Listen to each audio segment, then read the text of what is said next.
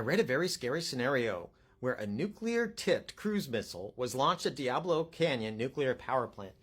This is a common fear that people have when it comes to nuclear energy. The idea being, what about like Zaporizhzhia? There's a war or a terrorist, something like that. And so you have a release of the radioactivity.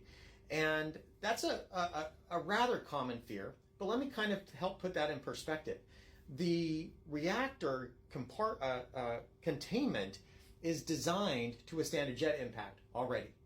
And what that means is that if a large jumbo jet, wham, goes straight into it, is designed to not leak. Now, you might think, well, yeah, that's great. I'm really happy you have that. But what if there were 10 of them? Well, 10 of them, I'm guessing, that would compromise it. The one would not, but the 10 would. And so you could keep bombing it and keep bombing it until you finally broke it and got in there. And then you keep bombing it until you finally broke the reactor core. And then you would make a big mess. And yeah, that would make a big mess. And everybody at the plant would be potentially harmed. I mean, that's a lot of bombs. But let's look at this in context. If I took that same number of bombs and I put them in a city, I'd be killing, maybe 10,000 people. Easy. But if I did it at the nuclear power plant, it's already designed so that you've got an exclusion zone outside of that. These older ones, that's the way that they're designed. So if you actually had a meltdown and a release, that there's an exclusion area boundary that's around it where you wouldn't be allowed, people wouldn't be allowed to live. So you've already got this massive buffer that's already there.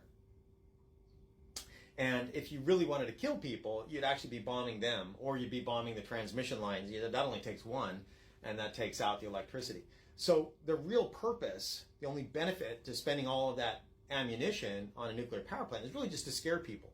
And it works, right? It works. People are terrified of that concept that you'd be exposed to nuclear radioactivity, even though it would be at levels that are small compared to natural background, what you're already being exposed to.